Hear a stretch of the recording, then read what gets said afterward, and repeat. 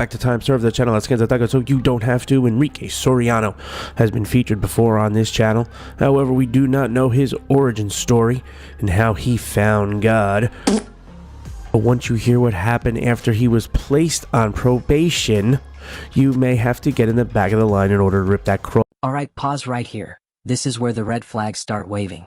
We're told there's a faith transformation, but probation plus a messy court history usually tells a much more complicated story. Let's see if the facts match the image. Off of his disgusting perverse yet again once we put the puzzle of court watching in the 187 together. Sometimes it's better to put the pieces in the box, put it back on the shelf, because you may not like the end result. Make sure to check out Time Serve 1 and 2. Judge Boyd and the courts are back live 5 days a week starting January 5th. And so will I. Make sure to like and subscribe. Set your notifications to all. Let's roll, nerds. All right, this actually was supposed to be on the docket for tomorrow, but everybody's here today. So today is his plea deadline day. So does he want a jury trial? Do you want a jury trial? Judge, we were waiting for some information and we found out today that the dash cam is not available in this case. I got the blood draw diskettes and I need some time to review it. But I have that the final discovery for the blood draw was November 18th. And then on December 16th, the state tendered an offer. So today, well, it actually was set for January 14th, which is tomorrow. So I don't know why it's on the docket today, but everybody's here. So my question is whether or not, today is the plea deadline date. So is there a reason for me not saying that today is the plea deadline date? Quick legal breakdown. When a judge says plea deadline, that's not a suggestion. It's the court drawing a hard line. Miss that deadline and leverage disappears fast. Would you gamble here or push for trial? That's what it's set for. Well, all I can tell you, I'm not ready for a trial, but I'm certainly open to confer. All right. So if you all will confer on that. All right. Thank you. And thank you for dressing appropriate for court. You always do. My pleasure, Judge. All right. Thank you. Hey, Judge, the reason he was sent Kelly Cotner. It's a crazy day.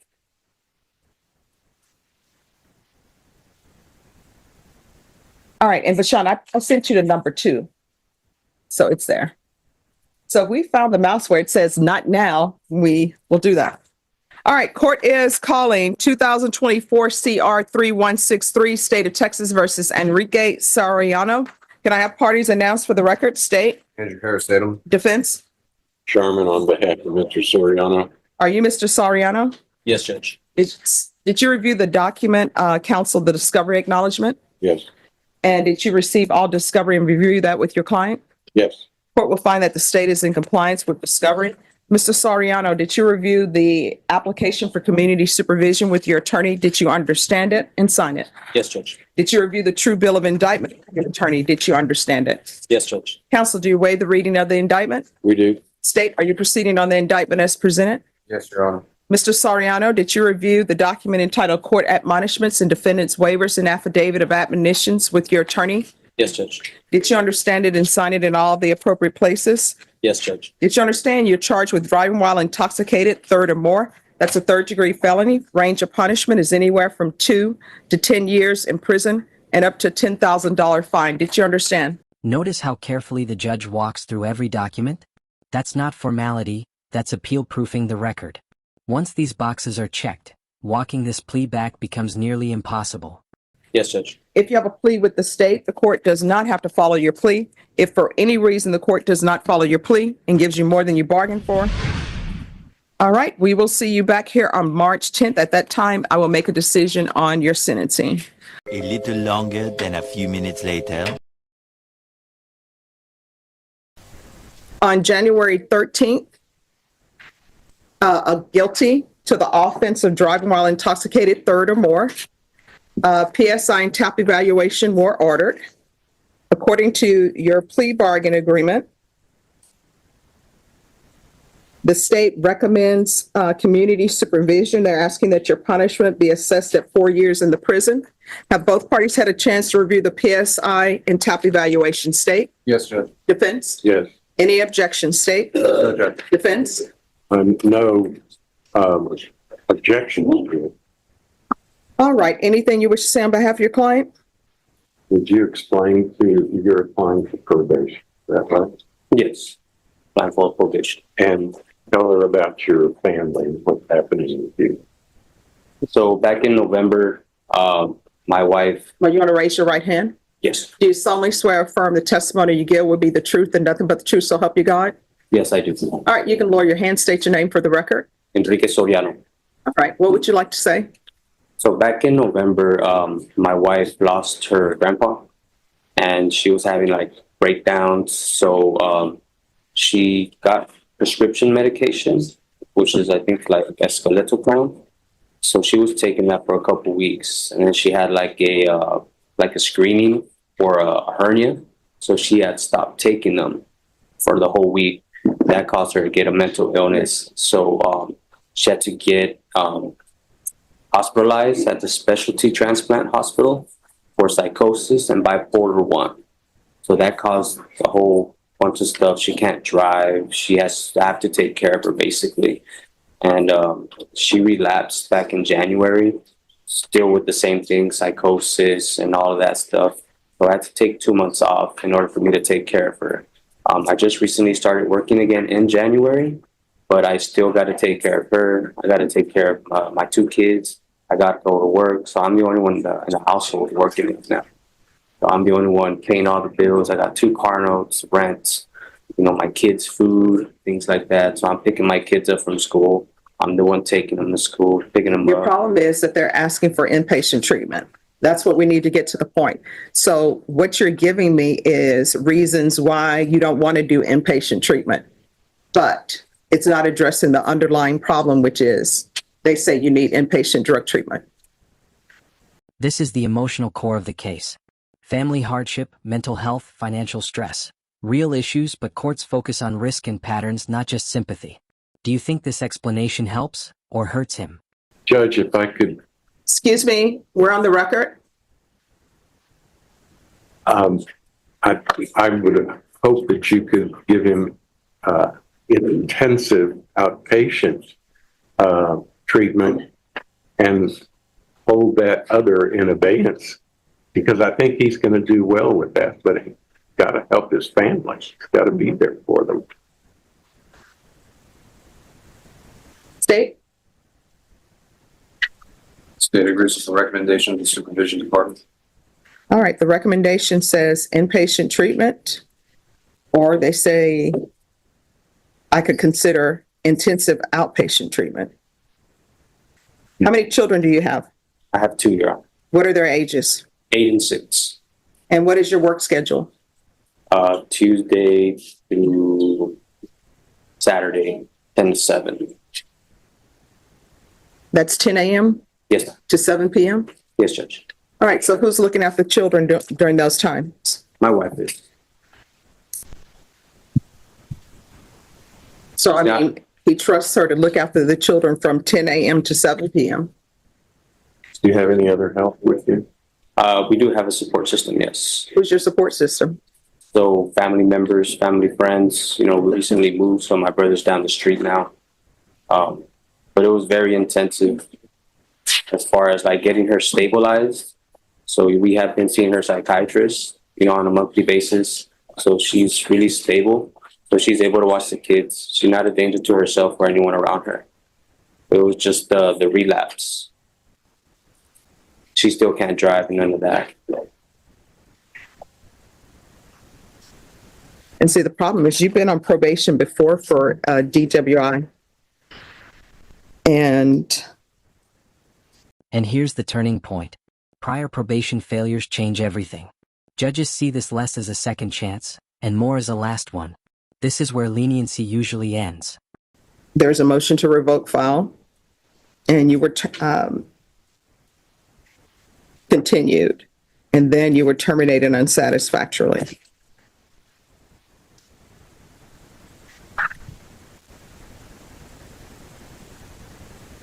Is there anything else? Judge, that's what we're asking for.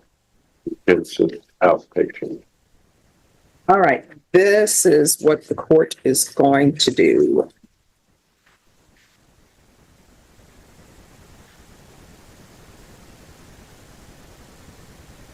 The court is going to sentence you to 4 years in the prison, suspended and probated for 4 years. 4 years suspended sounds like a win until you hear the conditions. Treatment, monitoring, court oversight everywhere. Question for you, is probation sometimes harder than prison? There's to be regular reporting by Zoom or in person. Excuse me, you all are blocking probation.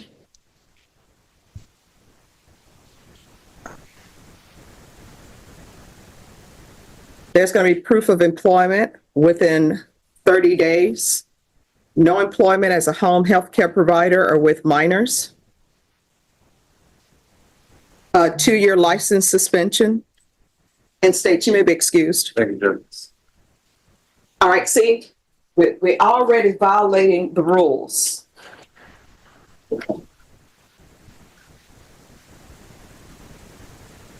There is to be victim impact panel live, DWI education, regular random UAs, ignition interlock for half the term, 200 hours of community service restitution. I'm going to order parenting classes. Once that's completed, the community service hours will be deemed satisfied. Field visits 1 time per month for 6 months. There's to be a referral to felony drug court. That's to be in custody. If not accepted, then SATF. And what I can tell you is felony drug court will see you before the week is out. Record? Nicole Yates for the state of Texas. And Ron Walsh for the defendant. And are you Mr. Soriano? Yes, Your Honor. Counsel, have you received all discovery? Did you review it with your client? I have, Judge. Court will find that the state is in compliance with discovery. Mr. Soriano, did you review the true bill of indictment with your attorney? Did you understand it? Yes, Your Honor. Counsel, do you waive the reading of the indictment? We do, Judge. State, are you proceeding on the indictment as presented? Yes, Your Honor. All right, we can go off the record. So here's the question. You are proceeding on 2 counts, one as a third degree and one as a first degree? Yes, Your Honor. So you all have in your plea bargain page, you need to signify what the plea is for the first degree and what it is for the third degree, because you all have 18 years. So if you all will correct that. Thank you, sir. Just want it to run concurrent, Your Honor. No. If you'll say what is the plea. So for the first degree, you all have agreed to 18 years. Correct. Yes, Your Honor. And so I'll need to know what the plea is for the second degree. Third degree. I'm sorry, the third degree. Correct. Did we just do the third concurrent with the first? No, I mean, you just put down what years did y'all agree on for the third degree?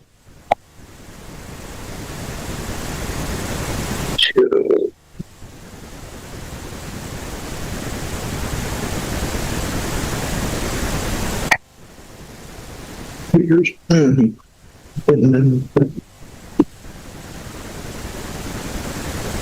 All right, Mr. Soriano, did you review the true bill of indictment with your attorney? Did you understand it?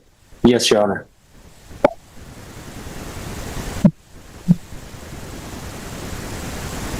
So what amount of time, we're off the record, what amount of time are you all asking for in the third degree? I can't read this. It should be 2.